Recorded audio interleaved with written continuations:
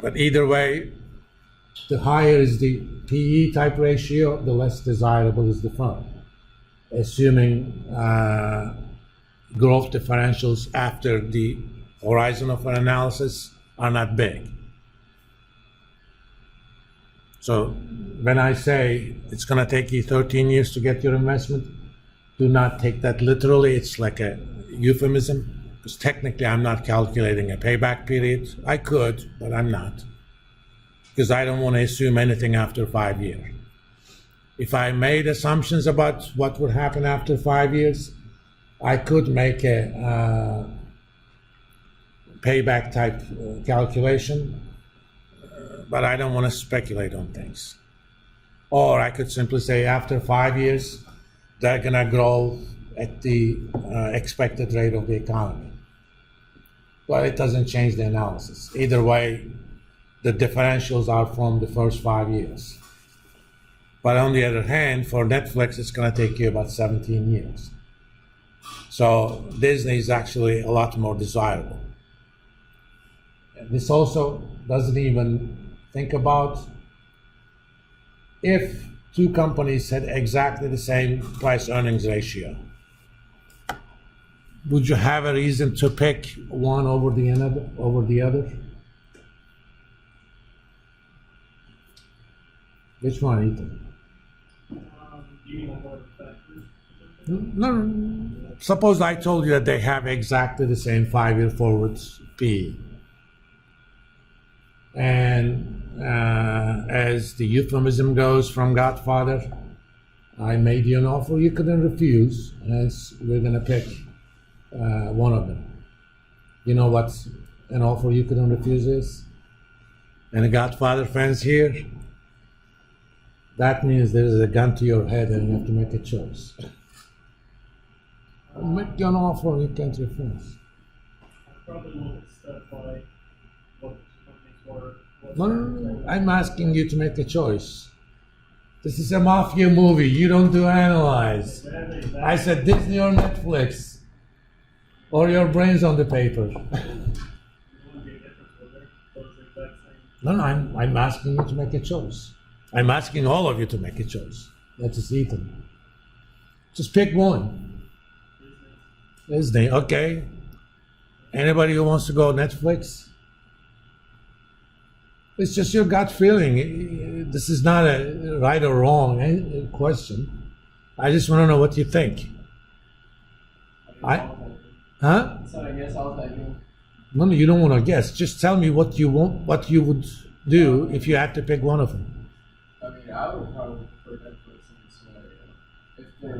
If the 5-year forward PE is the exact same, I would probably prefer Netflix. And what would lead you to that decision? Now we can analyze.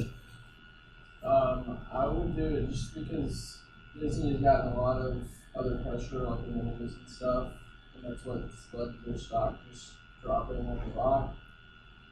Yeah, but one of the reasons their 5-year forward PE is low because their price is Yeah, low. I should know, like I do own Disney, but I would probably prefer Netflix in this scenario just because, like you said, 5-year forward PE is the same. Basically, the only thing that's different is just the news around the company. You basically expect that Netflix is going to grow faster after 5 years than Disney. That would be one justification. What would be your justification? Honestly, I kind of just picked Disney, but I'd say Disney has a ton of intellectual properties that they need to sell off. And I mean, Netflix is kind of better, but Disney's massive and everything. Not everything, but they have a ton of stuff. But intellectual property, retailers, they just have a ton of stuff. So you got to buy them good now, but they get a rebound in the next few years. They don't have a competitive advantage anymore. Back in 2010, Netflix was the thing. Okay, they had a business model. They knew how to get subscribers, how to get content cheap, how to produce their own content. But now everybody knows about it. Amazon does own thing, Hulu does own thing, Paramount, even Disney. So it's a competitive market now. But there is another reason, somewhat technical, but you need to think about. I would pick Disney because Disney is not as risky an investment as Netflix is. Technically speaking, they're not in the same industry, but if I had to make a choice between Disney and Netflix, I'm going to think about that risk. If I told you that expected return from investment from Disney and Netflix were exactly the same, that's kind of what 5-year forward PE being equal roughly means, because earnings is somewhat the return to that investment, right? If expected earnings are the same, and I ask you, expected return is the same, which one would you pick? You would go for the one that you perceive to be less risky, right? And without even making any calculations, does anybody doubt that Disney is less risky? It's more of an established company. If something really crappy happens to the economy, who would go down first, Netflix or Disney? Netflix. In fact, we can see that if we look at the, let's go to statistics. I mean, beta is not the only measure, but since it's readily available, Disney's beta is 131. So roughly speaking, if the overall market goes down by 20%, you expect Disney to go down by about 26%. Let's look at the same number for Netflix.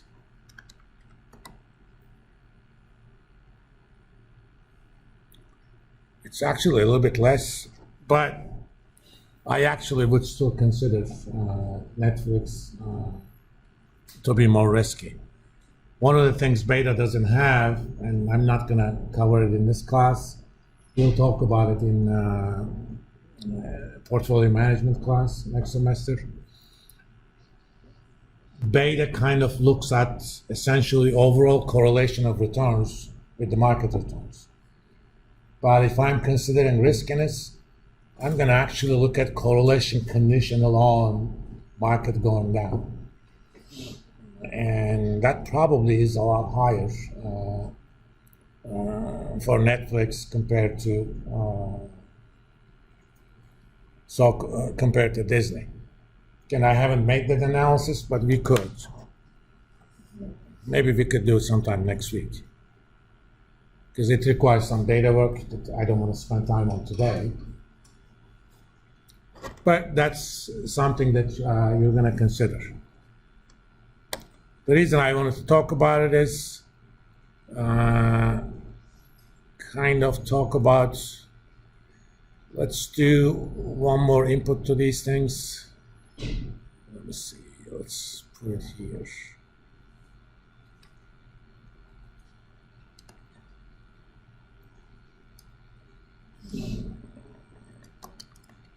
Let's do a discount rate.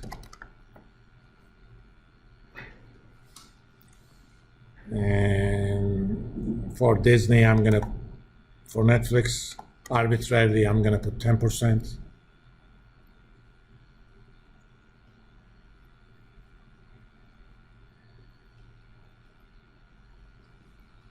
I'm gonna basically discount these things, okay? And use the average of them. So let's do this.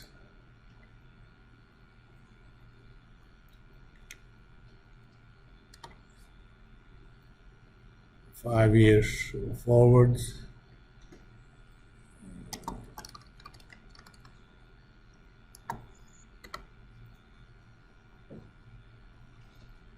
Let's call it 5-year discounted PE. Since we're doing everything forward anyway. What I'm gonna do, I'm gonna divide the current price by average of the discounted earnings. Let me see. First, let me calculate the average. If I use the NPV function, use the discount rate.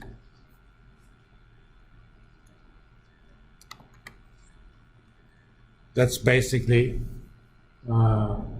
sum of the discounted 5-year averages.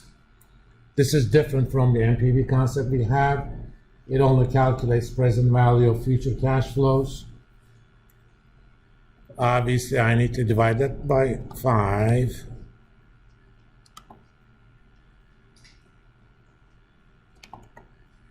That's basically average discounted earnings. And I'm going to put the price in the beginning. I know I'm doing everything in one cell.